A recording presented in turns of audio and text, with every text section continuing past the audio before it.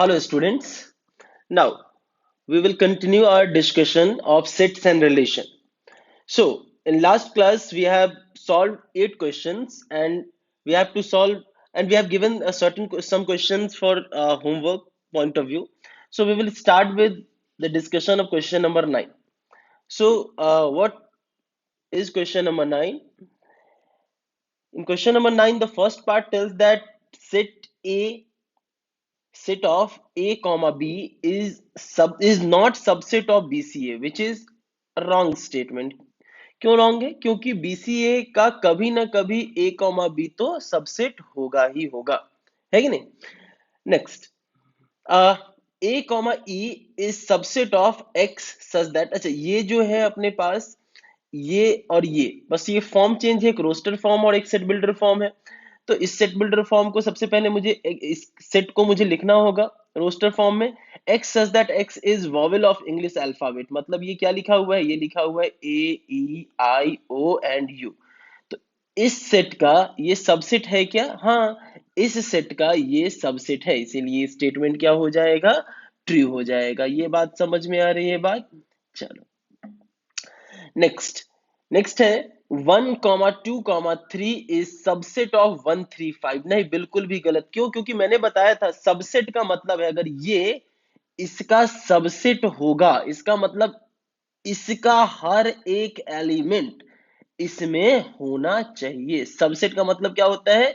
सब ऑफसेट, सब part of set, छोटा पार्ट ऑफ सेट। तो इसका हर एक एलिमेंट इस सेट के अंदर होना चाहिए। तो इसीलिए ये स्टेटमेंट क्या हो गया? फॉल्स हो गया। नेक्स्ट, नेक्स्ट कह रहा है मेरे से set A belongs to set A B C. गलत। In fact set A is subset of set A B सी।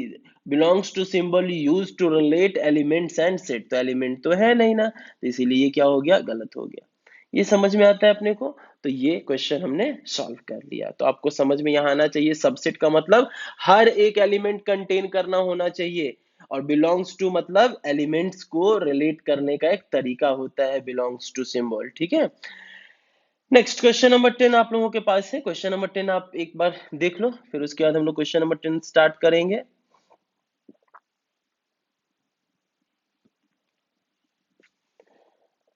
चलो, क्वेश्चन नंबर 10 के अंदर एक सेट ए है। मैंने हमेशा बोला है कि जब कभी भी हो सके तो रोस्टर फॉर्म में जरूर लिख लिया करो सेट को। Set A is X such that x is prime number less than 10। 10 से छोटा प्राइम नंबर जल्दी से बताओ क्या क्या हो जाएगा? 2, 3, 5, then 7। 2, 3, 5 and then 7। 2, 3, 5 and 7। Next, B कौन सा सेट है?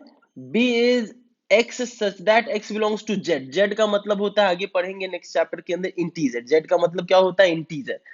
तो we have to write a set whose element is denoted by x, and x is what? X is integer, and not only integer, integer lies between open -5 to 5, because equality is not contained at -5 as well as 5. That's why we have to take integer between -5 and 5. तो -5 से 5 के बीच में क्या क्या integer होता है? -3, -2, -1, then 0, then 1, then 2, then 3 and then 4। ये समझ में आता अपने को? ये समझ में आ गया। Next, what we have to obtain is a minus B. a minus B का मतलब क्या होता है कि a में से वो वाले एलिमेंट्स हटा दो जो b में भी हैं। अब a में से वो एलिमेंट्स हटा दो जो b में है। b में कौन कौन एलिमेंट्स होंगे? 2 हो जाएगा, 3 हो जाएगा। तो क्या बच जाएगा? a में से वो एलिमेंट हटा दो जो b में है। तो ये कितना हो गया? 5,7। ये क्लियर है यहाँ तक? a माइनस बी कितना हो गया? 5,7। अच्छा, बी माइनस ए। बी माइनस ए का मतलब क्या हो गया? बी में से वो एलिमेंट हटा दो जो ए में है। अच्छा, बी में से वो एलिमेंट जो ए में है, मतलब 2,3। 5 और 7 तो बी में नहीं है ना, तो कैसे हटा देंगे? तो क्या बचा? -4, -3, -2, -1, 0, 1, 0, 1 एंड 4। 0, 1 एंड 4। ये क्लियर है यहाँ तक? यहाँ से हो गया 0, 1 एंड 4। नेक्स्ट, बी माइनस ए हो गया। अगर मैं आपसे पूछूं कि ए यूनियन बी बताओ, तो ए यूनियन बी हम जानते हैं ना, ए यूनियन बी का मतलब क्या होता है कि ए में जो है वो भी और बी में जो है वो भी। तो -2 -3 से लेके ये सारा का सारा एलिमेंट तो लिखेंगे ही लिखेंगे, 1 2 3 4। और जो कॉमन है उसको एक बार लिखते हैं, जो अनकॉमन है उसको दो बार लिखते हैं। सॉरी, जो अनकॉमन है उसको एक बार लिखेंगे, और जो कॉमन है उसको भी एक बार लिखेंगे, दो बार नहीं लिखेंगे। क्लियर है? Then A intersection B, A intersection B के अंदर ए एंड बी दोनों में कॉमन क्या क्या है, 2, 3। तो ये आसान था। तो इसके अंदर जो काम की चीज थी वो ये थी कि कैसे हम सेट्स को डिकोड करें। तो सेट्स को हमने डिकोड कर लिया तो चीजें आसान हो जाएंगी। ठीक है, यहां तक आपने लिख लिया होगा। नेक्स्ट क्वेश्चन, नेक्स्ट क्वेश्चन हम लोग डील कर रहे हैं, ये सब नोटेशंस के ही क्वेश्चन है। आप यहां देख सकते हो कि एक सेट का मैंने नाम दिया है ए एन। सेट का नाम क्या है, ए एन। ए एन का एलिमेंट क्या है, ए एक्स। अच्छा, ए के बारे में कुछ भी नहीं बोला है, ए कोई भी रियल नंबर हो सकता है। एक्स के बारे में बोला है कि एक्स क्या है, एक नेचुरल नंबर है। एक्स क्या है, एक नेचुरल नंबर है। देन 3n इंटरसेक्शन 7n आपको सेट लिखना है। तो मैं इसके एनालॉजी से 3n लिखना चाहता हूं। ए की जगह 3 लिखा हुआ है, तो 3n क्या हो जाएगा, 3 1 3 2 3 3 ऐसे करके हो जाएगा ना।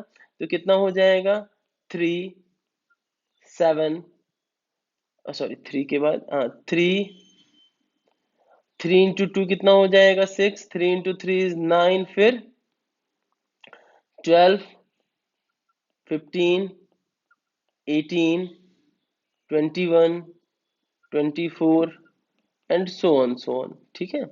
7n, 7n का मतलब क्या हो गया, 7 × a is 7, और x is natural number, 7 × 1 is 7, 14 21 28 35 and so on.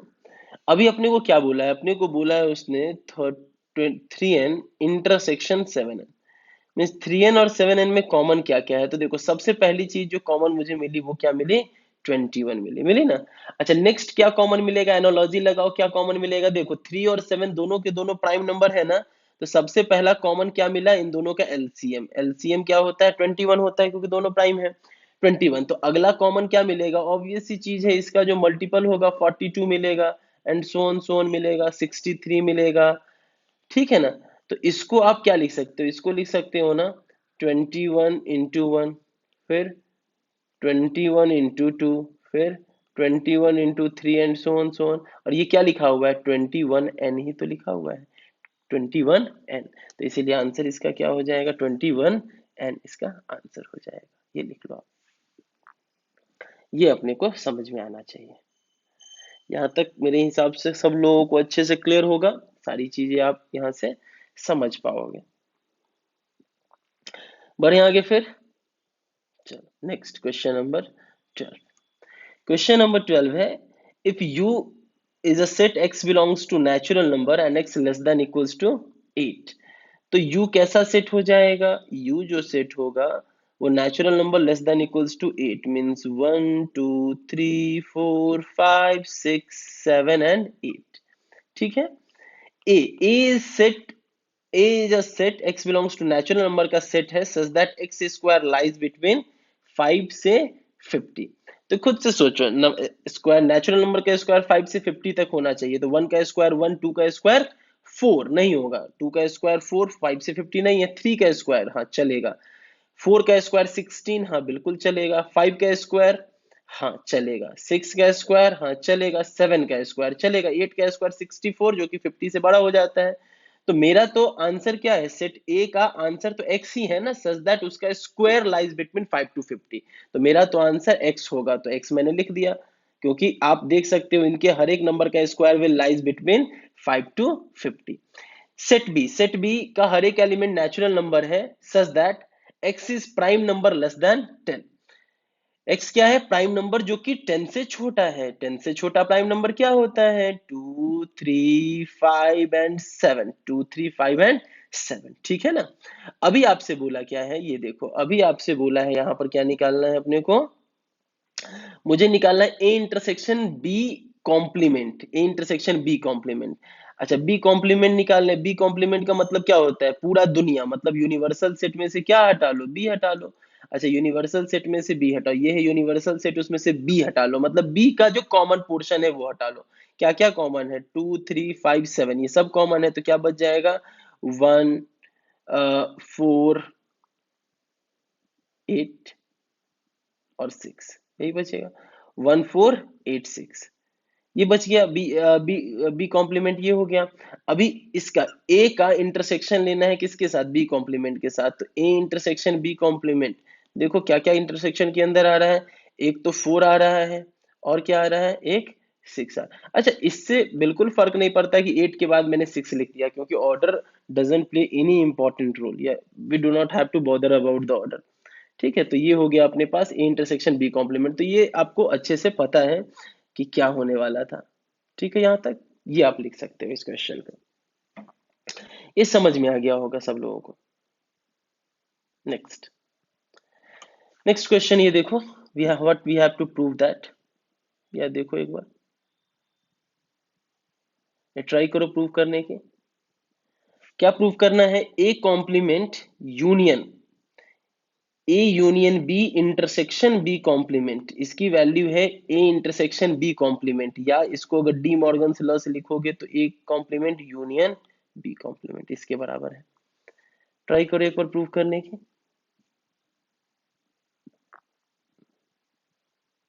चलो स्टार्ट करें, हम लोगों ने वो जो लॉ देखा था, रूल देखा था, उसी से प्रूव हो जाएगा। देखो, ए बार यूनियन, अच्छा यहाँ पे ना अंदर, यहाँ पे अंदर ना डिस्ट्रीब्यूटिव लॉ लगा देते हैं। यहाँ पे अंदर अगर आप डिस्ट्रीब्यूटिव लॉ लगाओगे तो कितना हो जाएगा, ए इंटरसेक्शन बी बार, पढ़ा था ना हमने, A intersection B bar union B intersection B bar, B intersection क्या हो जाएगा, बी बार। अच्छा एक बात बताए आपको, बी इंटरसेक्शन बी बार क्या होता है, बी है एंड बी नहीं है, तो ये क्या होगा, फाई ही तो होगा बी इंटरसेक्शन। ठीक है, और फाई का, ये फाई का इसके साथ अगर यूनियन लोगे तो यही पूरा का पूरा तो सेट आ जाएगा, तो क्या बच जाएगा ये अपने पास, ये अपने पास बच जाएगा ए बार यूनियन, पूरा डिटेल में मैं लिख देता हूं, A intersection B bar union phi. ठीक है ना, तो ये कितना हो जाएगा, ये हो जाएगा A bar union A intersection B bar. ठीक है, अब इसका फिर से मैं क्या लगाता हूं, डिस्ट्रीब्यूटिव लॉ लगाता हूं, तो क्या हो जाएगा, ए बार यूनियन ए, ठीक है, A bar union A intersection A bar union B bar, यही हो जाएगा।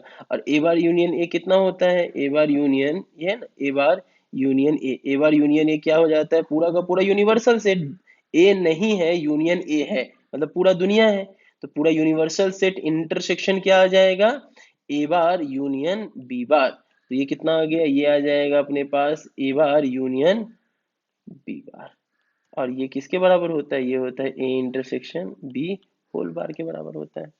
ठीक है, तो ये बेसिक है, लॉ ऑफ डिस्ट्रीब्यूशन ये सब हमने सीखा है, आप उसी के हिसाब से सारी चीजें कर सकते हैं।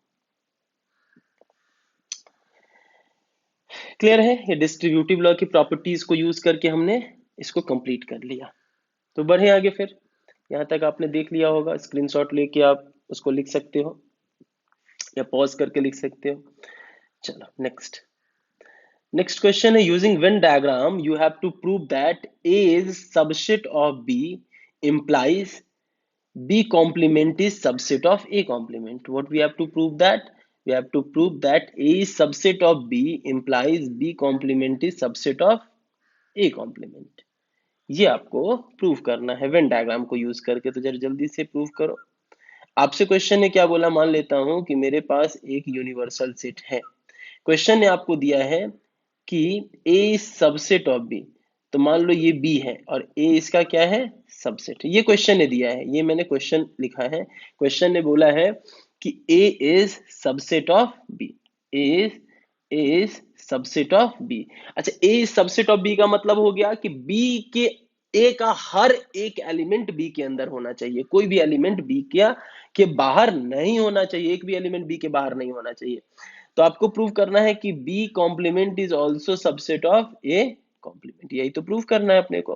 कैसे करेंगे प्रूव, तो मैंने कहा कि मैं एक और वेन डायग्राम बनाता हूं, ये लो सेम, यही थोड़ा सा इसी वेन डायग्राम को मिनिमाइज कर दिया, बी और ये क्या है, ए, ये है यूनिवर्सल सेट, ठीक है ना।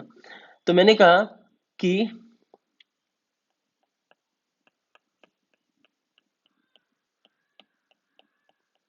ये ब्लैक वाला जो रीजन है वो क्या है, बी कॉम्प्लीमेंट है, बी कॉम्प्लीमेंट। ठीक है, चलो एक और वेन डायग्राम बनाते हैं अपन। सेम वेन डायग्राम है, जो अपन ने यहाँ बनाया है ना वही वेन डायग्राम यहाँ है, यहाँ पर भी वही वेन डायग्राम है। ठीक है, तीनों वेन डायग्राम अलग नहीं है। अच्छा, यहाँ पर मैं क्या करूंगा, ए बार बनाऊंगा। ए बार का मतलब ए के अलावा पूरी दुनिया क्या, हाँ ए के अलावा पूरी की पूरी दुनिया। तो ये क्या बन गया, ए बार। जरा ये देखना तो, क्या बी बार और ए बार में सुपरसेट कौन सा है, ऑब्वियस सी चीज है ए बार है, क्योंकि ए बार ये पूरा का पूरा है और बी बार क्या है, बी बार सिर्फ और सिर्फ ये है ना। तो यहां से आपको दिख गया कि B complement is subset of A complement, क्योंकि बी कॉम्प्लीमेंट जो पिंक वाला लाइन है वो पूरा का पूरा कंटेंट है किसके अंदर, ब्लू वाले लाइन के अंदर, इसीलिए ये बात स्टेटमेंट भी सही है। याद नहीं रखना है, बस ये प्रूव करने को इसने बोला था, हमने प्रूव कर दिया। क्लियर है, यहाँ तक सब कुछ समझ में आ रहा होगा, कुछ भी डाउट कोई भी परेशानी मेरे हिसाब से नहीं हो रही होगी। ठीक है, फिर देख लो आगे बढ़ सकते हैं क्या, चलो आगे बढ़ते हैं फिर।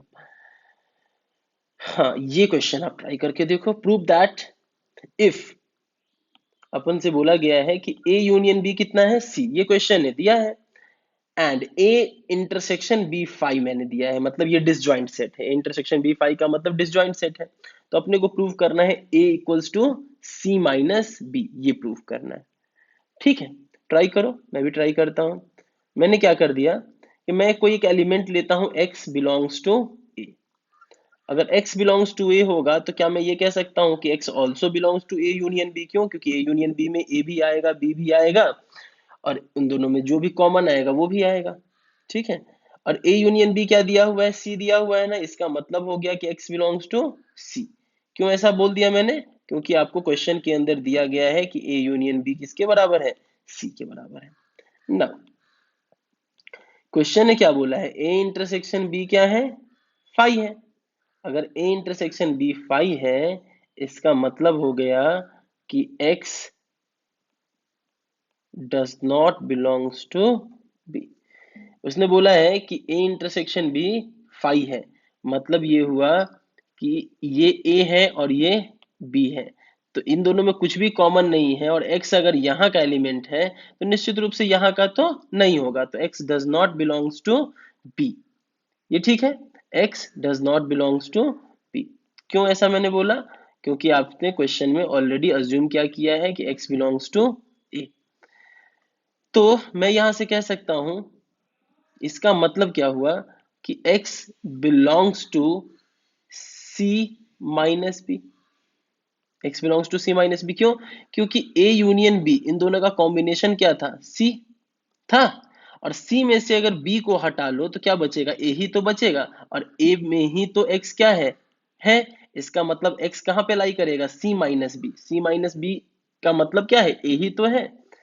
ठीक है, तो यहां पर मैं लिख देता हूं यहाँ पे, जो कि X belongs to C and X does not belongs to B। तो इसका मतलब हो गया ये C माइनस बी में होगा क्योंकि A में है। तो यहां से मैं कह सकता हूं कि A is subset of C minus B, कह सकता हूं, हाँ बिल्कुल A is subset of C minus B. ठीक है, let X belongs to C minus B. C minus B से अगर X बिलोंग कर रहा है, क्योंकि मैंने बताया है आपको, तो यहां से मैं ये कह सकता हूं ना, X belongs to C and X does not belongs to B। C minus B में है, मतलब एक्स बी सी में है, लेकिन एक्स कहाँ नहीं है, बी में नहीं है। इसका मतलब तो यही हुआ ना कि एक्स बिलोंग्स टू कहाँ होगा, ए यूनियन बी, जो कि सी है, and and X does not belongs to B, क्योंकि सी क्या है, ए यूनियन बी ही तो है, तो सी की जगह ए यूनियन बी लिख दिया। इसका मतलब हो गया कि X belongs to A implies C minus B is subset of A. C minus B is subset of A. C minus B क्या हो जाएगा, A का सबसेट हो जाएगा।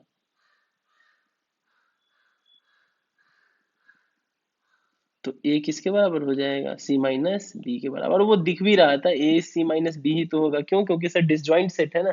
तो डिसजॉइंट सेट है तो पूरा का पूरा यूनियन में से अगर बी हटा दोगे तो क्या आएगा, यही आएगा। तो ठीक है, तो ये क्वेश्चन बस नॉर्मल प्रूव करने का था। और इसके अंदर वो फीलिंग्स तो आपको पहले ही समझ में आ रही थी, क्योंकि ये डिसजॉइंट सेट है तो ये आना तो यही है। तो इसका आप स्क्रीनशॉट ले लेना और फिर इस क्वेश्चन को आप नोट डाउन कर लेना। चलो कुछ वर्ड प्रॉब्लम वाले क्वेश्चंस कर लेते हैं अपन। क्वेश्चन है, in a group of 70 people, 37 like coffee, 52 like tea, and each person likes at least one of the two drinks. How many like both coffee and tea? मतलब आपसे क्या बोला है कि आपके पास दो ऑप्शंस हैं, या तो टी का या कॉफी का। उसने बोला है कि टोटल 70 लोग हैं। अच्छा, ये मुझे पता है कि या तो लोग चाय पियेंगे या लोग कॉफी पियेंगे, तो इन दोनों को मिला के टोटल कितने लोग हैं, 70। मतलब एन टी यूनियन सी कितने लोग हैं, 70। 37 people like coffee means number of people who likes coffee is 37। अच्छा, 52 likes tea means N T कितना हो गया, 52।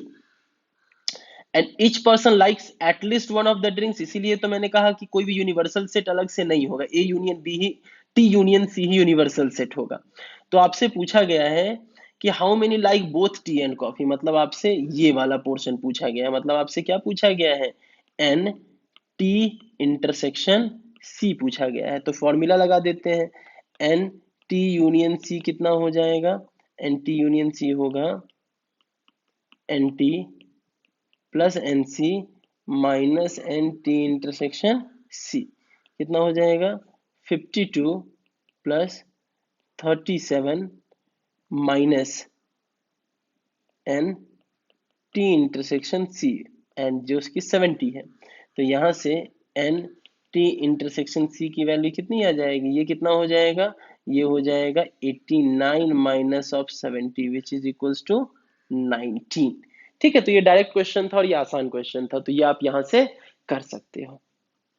अच्छा, इसका दूसरा मेथड बता दो। ये तो फर्स्ट मेथड हो गया फॉर्मूला वाला मेथड, थोड़ा एनालिटिकल मेथड ही बता देता हूँ, आप कर लेना उससे।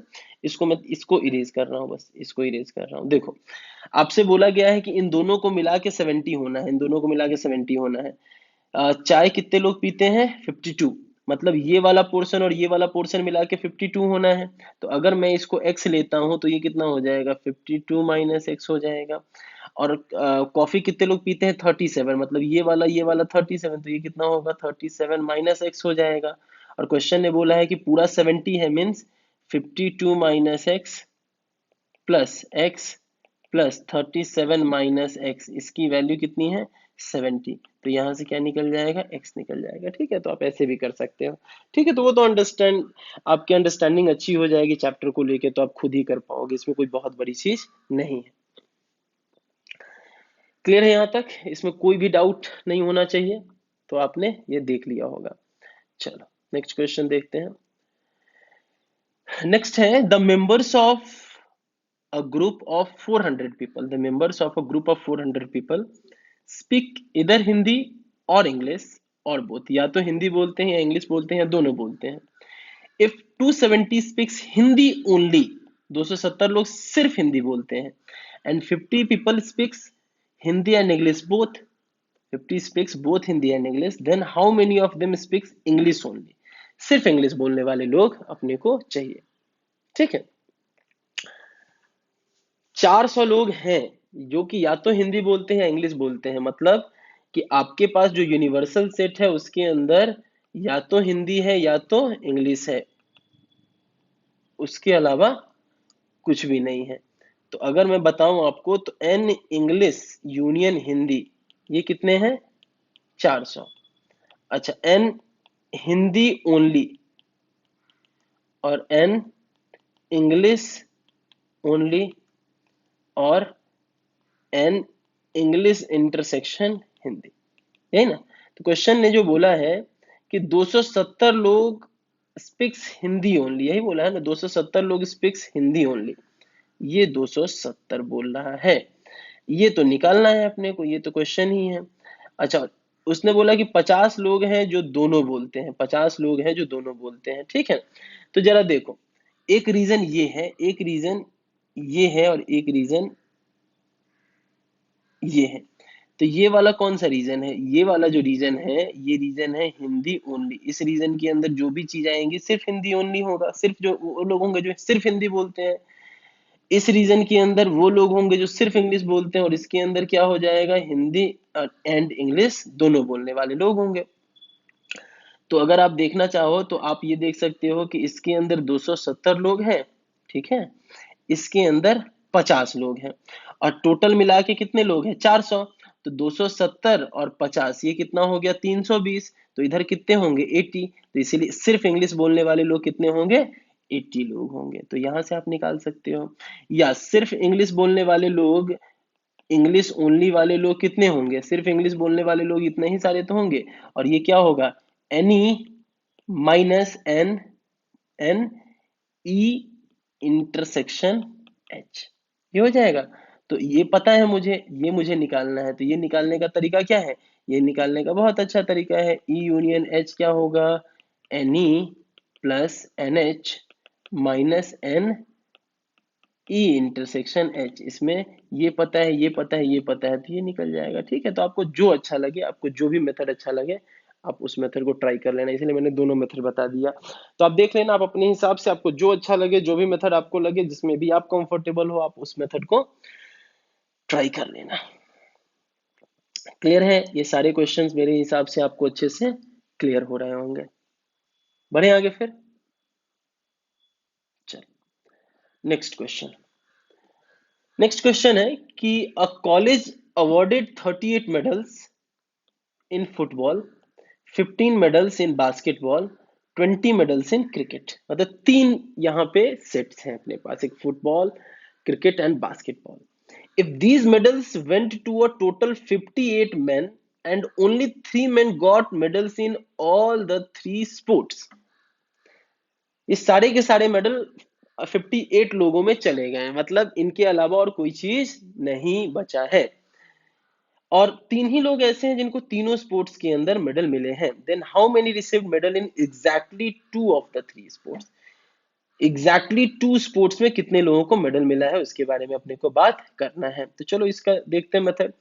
मैं क्या करता हूं, अच्छा, यूनिवर्सल सेट इसका ना फिर से वही हो जाएगा, क्योंकि उसने बोला है कि सारा का सारा मेडल इन्हीं 3 स्पोर्ट्स के अंदर ही डिस्ट्रीब्यूट हो गया है मेरा। कौन कौन है, बास्केटबॉल, क्रिकेट, और यहाँ पे क्या है, फुटबॉल, है ना। उसने बोला है कि number of medals distributed in football is 38। यही बोला है ना उसने, college awarded 38 medal in football, 15 in basketball. Basketball के अंदर है कितना, 15।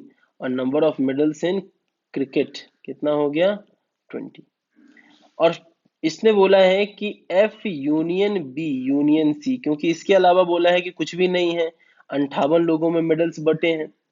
और उसने बोला है कि F intersection B intersection C, इसकी जो वैल्यू है वो कितनी है, 3, क्योंकि 3 ही लोगों को इन तीनों स्पोर्ट्स में मेडल मिला है। हम्म। तो आपको एग्जैक्टली टू वाला रीजन चाहिए। एग्जैक्टली टू वाला रीजन कौन सा हो गया, ये और ये वो रीजन है जिसके अंदर एग्जैक्टली 2 लोग हैं। तो हमने लास्ट क्लास के अंदर पढ़ा भी था। तो कैसे करें, तो एक काम कर लेते हैं ना, फिर इसका फॉर्मूला बना लेते हैं। खुद सोचो कि N exactly two, N exactly two वाले लोग, एन एग्जैक्टली टू वाले लोग कैसे निकालोगे, देखो। क्या करता हूं मैं, N B intersection C plus N F intersection C plus N F intersection B. लेकिन पता है इससे क्या हुआ ना, इससे कौन कौन रीजन आ गया, मैं थोड़ा सा ब्लैक से दिखाता हूँ। आपने क्या किया, ये वाला रीजन लिया, ये वाला रीजन लिया और ये वाला रीजन लिया, तीन। तो इसमें क्या हुआ ना, ये वाला रीजन 3 बार आ गया, जबकि ये रीजन चाहिए ही नहीं था, क्योंकि ये वो रीजन है जिसमें तीनों का तीनों स्पोर्ट्स आ जाएगा, जो कि मुझे नहीं चाहिए। तो मैं क्या करूंगा, माइनस कर दूंगा 3 times F intersection B intersection C. इसको क्या कर दूंगा, माइनस कर दूंगा, और इसकी वैल्यू पता है। लेकिन मुझे B intersection C, F intersection C और एफ इंटरसेक्शन बी चाहिए होगा। वो कहाँ से आएगा, यूनियन वाले फॉर्मूले से आएगा। क्योंकि आपको पता है ना, F union B union C का फॉर्मूला क्या होता है, n F n B n C. यही होता है ना, n F n B n C minus n B intersection C minus n F intersection C minus F intersection B और plus N F intersection B intersection C. यही होता है। तो इसकी जो वैल्यू हो गई, कितनी हो गई, 58 is equals to 38 plus 15 plus का 20 और माइनस का इन तीनों का सम तो अपने को चाहिए। तो माइनस का क्या ले लिया, इन सबको मैंने माइनस रिक्वायर्ड ले लिया। और प्लस ये कितना हो जाएगा, F intersection B intersection C की वैल्यू कितनी है, 3। तो यहां से जो मुझे रिक्वायर्ड है वो मिल जाएगा। वो कितना मिल जाएगा, देखो ना, यहाँ से मिल जाएगा कितना, अ, ये देखो, ये हो जाएगा 38 एंड 20 कितना हो जाएगा, 58, 68, 73, 73 एंड 3 76, 76 माइनस का 58। ठीक है, तो 76 माइनस का 58 कितना हो जाएगा, 18। तो ये रिक्वायर्ड अपने पास 18 हो गया। तो यहां से मैं इस फॉर्मूले के अंदर अगर सब्सटीट्यूट करूंगा यहाँ पे, तो एन एग्जैक्टली 2 क्या हो जाएगा, रिक्वायर्ड की वैल्यू आ गई कितनी कितनी, 18। 18 minus 3 into 3 which is equals to total कितना आ जाएगा, 9। तो यहाँ से इसका आंसर कितना आ जाएगा, 9। ये आप देख सकते हो। ठीक है ना, तो ये फॉर्मूला बस बनाना है आपको, तो वो आप देख लोगे, इसमें कोई बड़ी चीज नहीं है, वो आप कर लोगे। और ये बहुत आसान क्वेश्चंस होते हैं, ज्यादा कठिन नहीं होते। क्लियर है यहाँ तक, देख लिया आपने। चलो, ये जो क्वेश्चंस हैं, इस क्वेश्चन, ये सब आसान आसान क्वेश्चन है ये। इसके अंदर आप जो जो आपको निकालना है वो सारी चीजें आप यहाँ पे बहुत आसानी से निकाल सकते हो। तो ये क्वेश्चन मैं आपके लिए होमवर्क छोड़ देता हूँ। ये क्वेश्चंस आप एक बार ट्राई करो, क्योंकि ये क्वेश्चन आप कर लोगे। एन यू दिया है, एन ए दिया है, एन ए यूनियन बी दिया है, एन ए इंटरसेक्शन बी दिया है। तो जो जो चीज उसने पूछा है वो सब आप यहाँ से निकाल सकते हो। तो आप एक बार क्वेश्चन नोट डाउन कर लो, यहाँ से आप एक बार ट्राई करना है, इन सब क्वेश्चन को कर लोगे। ये बहुत आसान क्वेश्चन है, ज्यादा बिल्कुल भी कठिन क्वेश्चन नहीं।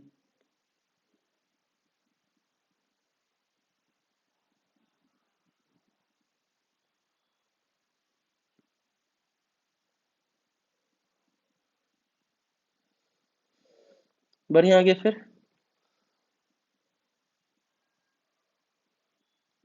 इसका आंसर मेरे पास आ, इसका आंसर मेरे पास है, और आंसर यहाँ पे मैं लिख देता हूँ। इसका आंसर है 26, 16, 22 एंड 8। ये आंसर है इसके। ठीक है, तो आप इसको ट्राई कर लेना। नेक्स्ट, इसको प्रूफ करना है, A minus B union B equals to A union B. A minus B union B equals to A union B. इसको प्रूफ करना है। ठीक है, तो चलो इसको मैं प्रूफ कर देता हूँ। ए माइनस बी यूनियन बी को क्या लिख सकते हो, ए इंटरसेक्शन बी कॉम्प्लीमेंट, याद है ना। यूनियन क्या लिख सकते हो, बी। अब लगा दिया डिस्ट्रीब्यूटिव लॉ, तो क्या हो जाएगा, A union B intersection B bar union B. तो ये कितना हो गया, ए यूनियन बी और इंटरसेक्शन क्या हो गया, पूरा यूनिवर्सल सेट। और ये कितना होता है, ए यूनियन बी के बराबर होता है। क्लियर ना? तो ये आसान है, ये बिल्कुल भी कठिन क्वेश्चन नहीं है, तो ये आप एक बार ट्राई कर लेना। ये सारे क्वेश्चंस आप एक बार घर पे ट्राई कर लेना, और कोई भी डाउट्स हो तो वो आप यहाँ पे क्लियर कर सकते हो। तो मैंने, मेरे हिसाब से मैंने सेट्स के अंदर खूब सारे क्वेश्चंस और अलग अलग वेरिएशंस के क्वेश्चंस करा दिए हैं। इससे ज्यादा क्वेश्चंस मेरे हिसाब से नहीं आने चाहिए। काफी सारे वेरिएशंस मैंने करा दिए हैं, जितने वेरिएशंस हो सकते थे सेट्स के अंदर वो सारे वेरिएशंस मैंने करवा दिए हैं आपको। चलो, तो नेक्स्ट टॉपिक हम लोग स्टार्ट करेंगे आज, रिलेशन। नेक्स्ट टॉपिक स्टार्ट करेंगे रिलेशन। 2 लेक्चर लगेगा, अब 2 लेक्चर और बचा हुआ है, 2 लेक्चर में रिलेशन खत्म कर लेंगे तो अपना पहला टॉपिक सेट्स एंड रिलेशन खत्म हो जाएगा। और इसके अंदर भी, रिलेशन के अंदर भी खूब सारे क्वेश्चंस करेंगे। अच्छा, रिलेशन जो टॉपिक अभी करने वाले ना, इसका 11th के अंदर उतना यूज नहीं है। 12th के अंदर फंक्शंस एंड रिलेशन टॉपिक पढ़ेंगे, फर्स्ट टॉपिक कैलकुलस का, उसके अंदर काफी यूज होने वाला है। और आपके बोर्ड्स के अंदर 12th में क्वेश्चन आएगा 4 नंबर का, इससे 4 मार्क्स का क्वेश्चन आएगा, वहां पे बहुत यूज होगा। तो इसीलिए इस टॉपिक को बहुत अच्छे से अपने को पढ़ना है। ठीक, चलो तो स्टार्ट करते हैं। तो सबसे पहले हम लोग कुछ डेफिनेशन देख लेते हैं एज यूजुअल। ऑर्डर्ड पेयर, पहला डेफिनेशन होगा किसका? ऑर्डर्ड पेयर का। ऑर्डर्ड पेयर का डेफिनेशन क्या है वो देखो। A pair of objects, a pair of objects listed in a specific order, a pair of objects listed in a specific order। क्यों ऐसा कह रहा हूं मैं? यहीं पर मैं लिख देता हूं, because order in which, because order in which objects appear, order in which objects appear is significant, is significant, is called ordered pair। यहां पर समझने वाली बात क्या है, देखो सबसे पहले तो ऑर्डर्ड पेयर, पेयर का मतलब कितने लोग? 2 लोग। ऑर्डर्ड का मतलब कि जिसमें ऑर्डर का रोल इंपॉर्टेंट हो, उसको कहते हैं हम लोग ऑर्डर्ड पेयर। तो मैंने कहा कि a pair of objects listed in a specific order. Order क्या होना चाहिए? बहुत स्पेसिफिक होना चाहिए, स्पेसिफाइड ऑर्डर होना चाहिए। क्यों? क्योंकि order in which objects appear is significant, क्योंकि जिस ऑर्डर में ऑब्जेक्ट्स आप अपीयर करवा रहे हो उसका रोल सिग्निफिकेंट रोल प्ले करता है, इज कॉल्ड ऑर्डर्ड पेयर। तो ऑर्डर्ड पेयर में किसकी वैल्यू होती है? ऑर्डर की वैल्यू होती है, कि किस ऑर्डर में आप चीजों को लिख रहे हो उसकी वैल्यू होती है। ठीक है, यहां पर कुछ नोटेशन का कुछ तरीका होता है, और वो क्या तरीका होता है? To write elements, to write elements enclosed in enclosed in parenthesis, parenthesis and separated by, separated by, जैसे वहां पे सेट्स के अंदर करली ब्रैकेट के अंदर एलिमेंट्स को लिखते थे सेपरेटेड बाय कॉमा, और यहाँ पे पैरेंथेसिस छोटा वाला जो ब्रैकेट होता है ना उसके अंदर लिखते हैं। लेकिन वहां पर सेट्स के अंदर खूब सारे एलिमेंट्स हो सकते थे, ऑर्डर्ड पेयर में 2 ही एलिमेंट्स होंगे, 2 से ज्यादा एलिमेंट नहीं होंगे। जैसे यहाँ पर देखो, ये देखो पैरेंथेसिस छोटा वाला ब्रैकेट ए कॉमा बी, ये हो गया अपने पास ऑर्डर्ड पेयर। तो अगर ए कॉमा बी लिखता हूं मैं एंड बी कॉमा ए लिखता हूं तो ये क्या हो गया? Ordered pair. और ये दोनों बराबर नहीं है। ठीक है, A comma B and comma B comma A, अगर इनके बारे में मैं बात करूं तो ये कहूंगा मैं कि these two are different ordered pair. A comma B and B comma A are different ordered pair. यही अगर सेट्स की बात करता तो A comma B and B comma A curly bracket के अंदर दोनों सेम सेट होते। क्यों? क्योंकि उसमें ऑर्डर का रोल इंपॉर्टेंट नहीं होता है सेट्स को लिखने समय, लेकिन ऑर्डर्ड पेयर को लिखते समय ऑर्डर का रोल इंपॉर्टेंट होता है। इसीलिए A comma B and B comma A, these two are different ordered pair. ये कह सकता हूं मैं, दीज टू, ये दोनों क्या है? डिफरेंट डिफरेंट ऑर्डर्ड पेयर्स हैं, ये दोनों डिफरेंट ऑर्डर्ड पेयर्स हैं। ठीक है, अभी जैसे आपने लिखा था ना ए कॉमा बी, ए कॉमा बी में ए जो होता है वो क्या होता है, ए को कहते हैं हम लोग फर्स्ट एलिमेंट, ए को कहते हैं हम लोग फर्स्ट एलिमेंट, और बी को कहते हैं हम लोग सेकेंड एलिमेंट। बी को क्या कहते हैं, सेकेंड एलिमेंट। तो यहां से हमने सबसे पहली चीज क्या सीखी कि A comma B is not equals to B comma A, क्योंकि ऑर्डर्ड पेयर में ऑर्डर का रोल इंपॉर्टेंट होता है। फर्स्ट अगर ये है तो ये सेकेंड है, ये फर्स्ट है तो ये सेकेंड है। ठीक है, उसके बाद अगर मैं बोलता हूं कि if A comma B is equals to X comma Y, ये याद रखना ऑर्डर्ड पेयर इक्वल कब होते हैं, अगर A comma B X comma Y के बराबर है, इसका मतलब हो गया कि फर्स्ट एलिमेंट इसके बराबर होगा, एंड सेकेंड एलिमेंट इसका सेकेंड एलिमेंट इसके बराबर होगा। ठीक है, फर्स्ट को फर्स्ट से इक्वेट करेंगे एंड सेकेंड को सेकेंड से इक्वेट करेंगे।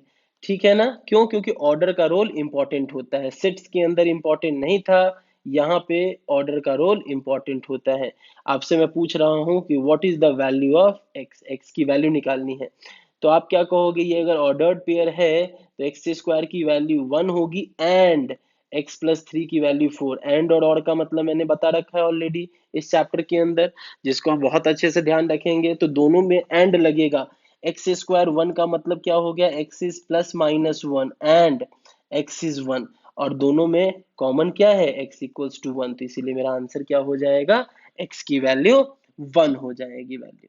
ठीक है, सिमिलरली जैसे ऑर्डर्ड पेयर होता है, वैसे ही अगर मैं इसको a कॉमा बी कॉमा सी लिख दूं तो इसको मैं कहूंगा ऑर्डर्ड, क्या कहूंगा, ट्रिपलेट। ट्रिपलेट का मतलब 3 एलिमेंट्स, तो ऑर्डर्ड क्यों, क्योंकि ऑर्डर इंपॉर्टेंट है और 3 एलिमेंट है, इसीलिए क्या कह देते हैं इसको, ऑर्डर्ड ट्रिपलेट। तो कभी भी अगर ऑर्डर्ड पेयर को इक्वेट करना होगा तो फर्स्ट एलिमेंट को फर्स्ट एलिमेंट से, सेकेंड को सेकेंड में से। सेट्स के अंदर ऑर्डर का रोल नहीं था, इसीलिए हम लोग उसमें क्या देखते थे, दो सेट्स में इक्वल होने के लिए सिर्फ एलिमेंट्स को इक्वल देखते थे, कार्डिनल नंबर को इक्वल देखते थे और कुछ भी नहीं देखते थे। जबकि ऑर्डर्ड पेयर में हम क्या देखते हैं कि जिस भी लोकेशन पे जो भी एलिमेंट है वो एलिमेंट क्या होना चाहिए, इक्वल होना चाहिए। क्लियर है यहां तक? नेक्स्ट नेक्स्ट हम लोग देख लेते हैं यहाँ पे अनऑर्डर्ड पेयर। अनऑर्डर्ड पेयर, अच्छा ये ऑर्डर्ड पेयर और अनऑर्डर्ड पेयर का यूज ना जब परम्यूटेशन कॉम्बिनेशन कर रहे होंगे ना तो वहां पे आएगा, तो इसीलिए अभी इसको देखना है, और फंक्शन रिलेशन जब कर रहे होंगे वहां पर आएगा। ठीक है, तो अनऑर्डर्ड पेयर के बारे में हम लोग बात करेंगे। Here order is not important, unordered pair में ऑर्डर क्या है, इंपॉर्टेंट नहीं है। जैसे A comma B and B comma A comma B and B comma A are same unordered pair. क्यों, क्योंकि मुझे सिर्फ और सिर्फ एलिमेंट से मतलब है। किससे मतलब है, सिर्फ एलिमेंट से मतलब है। तो ए कॉमा बी और बी कॉमा ए दोनों डिफरेंट ऑर्डर्ड पेयर हैं। क्यों, क्योंकि दोनों का ऑर्डर अलग अलग है। लेकिन जब अनऑर्डर्ड पेयर की बात करते हैं तो ओनली किसके बारे में देखते हैं कि only elements should be same. अगर एलिमेंट्स सेम होंगे तो मैं कहूंगा कि ये दोनों के दोनों कैसे ऑर्डर्ड पेयर है, कैसे अनऑर्डर्ड पेयर है, सेम अनऑर्डर्ड पेयर है। अगर एलिमेंट सेम है, क्योंकि ऑर्डर का तो रोल होता ही नहीं है इसीलिए।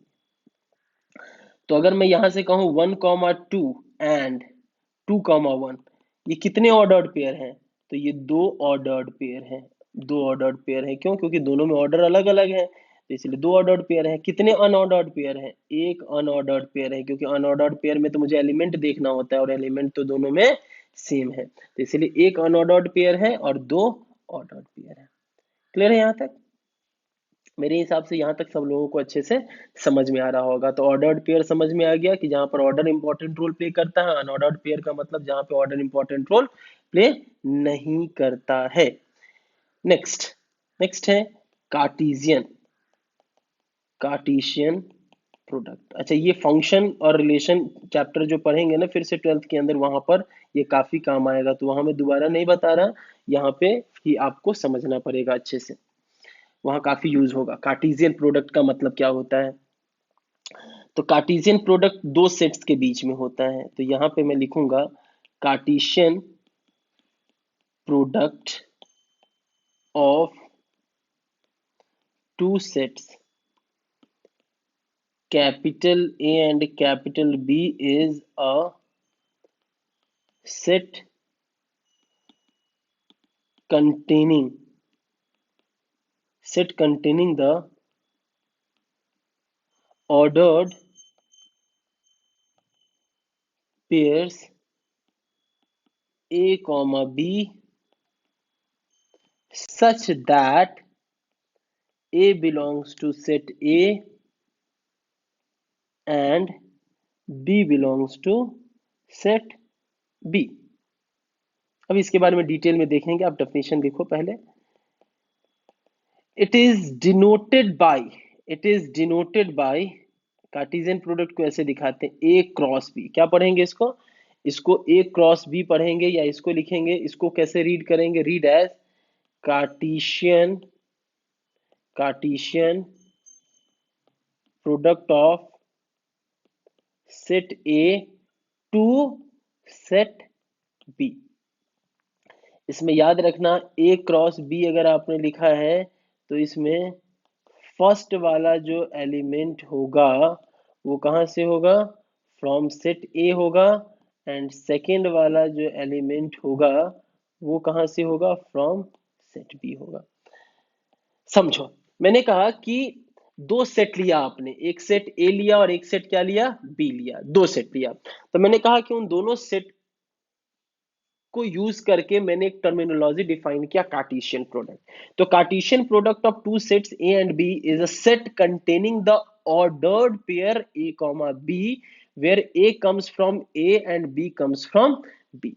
मीन्स एक फैमिली है जिसका नाम है फैमिली ए, बी एक फैमिली है, और उन दोनों में से आपने ए फैमिली में से एक एलिमेंट निकाला, बी में से एक एलिमेंट निकाला और उसको ब्रैकेट के अंदर बंद कर दिया, तो ये एक क्या हो गया? उसका एक एलिमेंट हो गया। उसको डिनोट करते हैं ए क्रॉस बी से, उसको डिनोट करते हैं, और पढ़ेंगे क्या? Cartesian product of A to set B. पहले जो होता है और ये बाद में जो होता है उसका रूल है, क्योंकि जो पहले होता है उसका पहला एलिमेंट उस ए से आएगा और जो बाद में होगा तो दूसरा एलिमेंट उससे आएगा। तो ए क्रॉस बी अगर आपने किया तो फर्स्ट एलिमेंट ए से आएगा और सेकेंड एलिमेंट बी से आएगा, और बी क्रॉस ए करते तो फर्स्ट एलिमेंट बी से आता और सेकेंड एलिमेंट किससे आता? ए से आता। ये बात समझ में आती है? जैसे एक एग्जांपल लेते हैं तो ज्यादा अच्छे से समझ में आएगा आपको। मैंने कहा कि एक सेट मैंने लिया है ए, इस सेट के अंदर तीन एलिमेंट है। एक फैमिली है ए फैमिली जिसके अंदर तीन एलिमेंट है, और एक फैमिली है जिसके अंदर दो लोग हैं। आपको ये देखना होगा कि मैं कार्टेशियन प्रोडक्ट किस में डिफाइन कर रहा हूं। अगर मैंने ए क्रॉस बी में डिफाइन किया है तो ए क्रॉस बी का जो एलिमेंट होगा, पहला एलिमेंट ए से आएगा ए, दूसरा बी से A1, फिर A2, फिर B1, फिर B2, फिर C1, फिर C2। अच्छा, ये जो देखो ये तो हो गया सेट, और ये सब जो है ना ये सब एलिमेंट होंगे। एक पैरेंथेसिस जो होगा या एक ऑर्डर्ड पेयर जो होगा वो क्या होगा? उसका एलिमेंट का काम करेगा, समझे? तो ये इसके एलिमेंट्स होंगे। तो एलिमेंट्स को लिखने का तरीका ये होता है, अगर आपने बी क्रॉस ए निकाला तो पहला एलिमेंट कहां से आएगा? बी से। क्या होगा? 1A,